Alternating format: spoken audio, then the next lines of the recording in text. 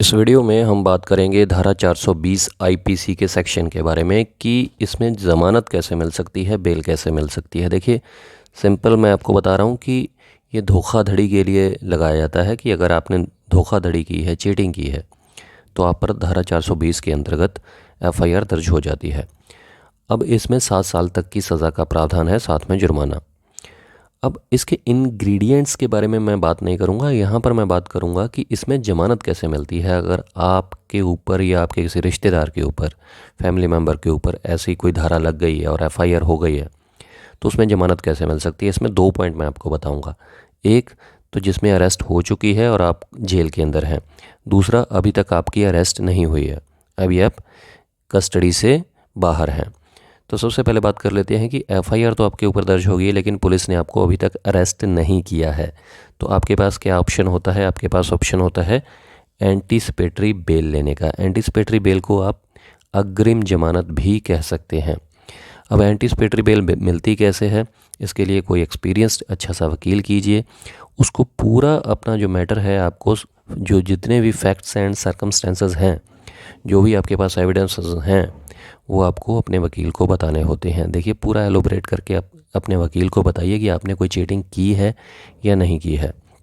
तो अगर सही से आप अपने वकील के साथ डिस्कस करेंगे, क्योंकि उसके बाद जब एंटीसिपेटरी बेल लगाएगा आपका वकील, तो उसको बहस करनी होती है, आर्ग्यूमेंट्स करनी होती है। और आर्ग्यूमेंट्स तभी अच्छे से कर पाएंगे वकील आपके, जब आपने सारे फैक्ट्स एंड सर्कमस्टेंसेस उसको अच्छे से बताए हुए हैं।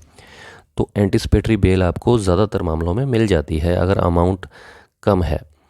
लेकिन एक और भी मैं आपको पॉइंट बताता हूँ। मान के चलिए कि 1-2 लाख रुपए का अगर कोई मैटर है, एक एग्जांपल ले लेते हैं, चाहे 2 लाख रुपए का है या 3 लाख रुपए का है, तो बेल, अगर एंटीसिपेटरी बेल लगाते हैं तो आप कोर्ट के सामने ये कंडीशन भी रख सकते हैं, ये रिक्वेस्ट भी कर सकते हैं कि अगर वाकई में आपने चीटिंग की है, तो जो कंप्लेनेंट है, जिसने एफआईआर दर्ज करवाई है, आप उसको पैसे देने के लिए तैयार हो जाते हैं कि 3 लाख रुपए का मैटर है। आप कोर्ट के सामने ये रिक्वेस्ट कर देते हैं अपने वकील के द्वारा कि मैं 3 लाख रुपए देने को तैयार हूँ और मुझे बेल दे दी जाए, तो भी आपको बेल मिल जाती है। और इसमें एक ख़ास बात ये भी है कि ये कंपाउंडेबल ऑफेंस है। कंपाउंडेबल का मतलब है कि धारा 420 है, इसमें एफआईआर में समझौता हो सकता है और समझौता होके केस को ख़त्म किया जा सकता है। कि अगर जो कंप्लेनेंट है वो अगर मतलब मान जाता है, तो जिसके खिलाफ एफआईआर हुई है, अगर दोनों पार्टीज़ का आपस में राजीनामा हो जाता है, क्योंकि पैसे का लेन देन होता है, इसमें पैसे की चीटिंग होती है, धोखाधड़ी होती है 420 के अंदर, तो अगर आप पेमेंट देने को तैयार हो तो इसको केस को ख़त्म भी करवाया जा सकता है, क्योंकि समझौतावादी है। कुछ एफआईआर ऐसी होती हैं जो समझौतावादी नहीं होती हैं, लेकिन ये समझौतावादी है, ये कंपाउंडेबल है।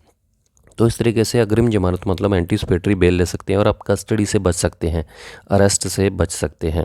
कोर्ट आपको डायरेक्शन दे देगी कि आप पुलिस के इन्वेस्टिगेशन में पूरी आप उनकी हेल्प करेंगे, और जब भी आपको पुलिस स्टेशन बुलाया जाएगा या कोर्ट बुलाया जाएगा तो आपको आना पड़ेगा। तो ये तो हो गई एंटीसिपेटरी बेल। एक होती है कि आपको पुलिस ने ऑलरेडी अरेस्ट कर रखा है और आप जेल के अंदर हैं, तो फिर आप बेल कैसे ले सकते हैं। देखिए, उसके लिए क्या है कि आपको बेल कब अप्लाई करनी चाहिए? जब चार्जशीट फाइल हो जाती है। चार्जशीट मतलब जो चालान भी बोल देते हैं इसको, जो पुलिस इन्वेस्टिगेशन ऑफिसर होता है, वो अपनी पूरी इन्वेस्टिगेशन रिपोर्ट जो है कोर्ट के अंदर सबमिट करता है 90 दिनों के अंदर अंदर। तो जब चार्जशीट फाइल हो जाती है तो आपके वकील साहब जो हैं उनके पास सारी केस की डिटेल आ जाती है, क्योंकि चार्जशीट के अंदर पूरी इन्वेस्टिगेशन की स्टोरी होती है।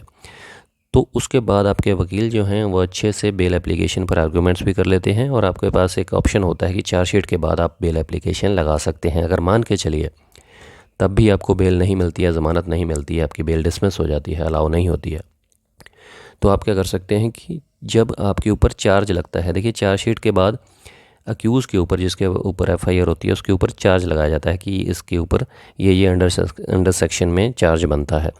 तो तब भी आपके पास एक पॉइंट होता है कि आप चार्ज लगने के बाद भी बेल अप्लाई कर सकते हैं, और ज़्यादातर मामलों में बेल मिल जाती है, ज़मानत मिल जाती है। तो इस तरीके से, या फिर आप कंपाउंड करवा सकते हैं, मतलब समझौता ही कर लीजिए कंप्लेनेंट के साथ। अगर थोड़ा बहुत अमाउंट है और आप दे सकते हैं, तो अगर समझौता कर लें तो सबसे बेटर है, आपकी एफआईआर जो है वो ख़त्म हो जाती है, क्योंकि ये कंपाउंडेबल है, समझौतावादी है।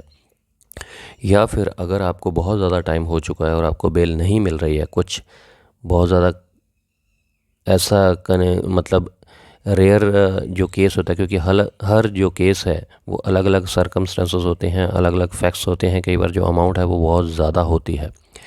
तो अगर फिर भी आपको बहुत ज़्यादा टाइम हो चुका है और आपको बेल नहीं मिल रही है, तो आप क्या कर सकते हैं कि आप ऑनरेबल हाई कोर्ट में भी जा सकते हैं, इसकी बेल एप्लीकेशन लगा सकते हैं किसी वकील के द्वारा, अच्छे से वकील के द्वारा। तो वहाँ पर भी आपके जो रिकॉर्ड है वो मंगवाया जाता है कंसर्न थाने से, कंसर्न कोर्ट से। इन्वेस्टिगेशन ऑफिसर की स्टेटमेंट भी होती है ऑनरेबल हाई कोर्ट में, और वहाँ पर फिर आर्गूमेंट्स होते हैं आपके वकील के द्वारा। तो वहाँ से भी आप बेल ले सकते हैं अगर आपको लोअर कोर्ट्स में बेल नहीं मिल रही है, काफ़ी टाइम हो चुका है।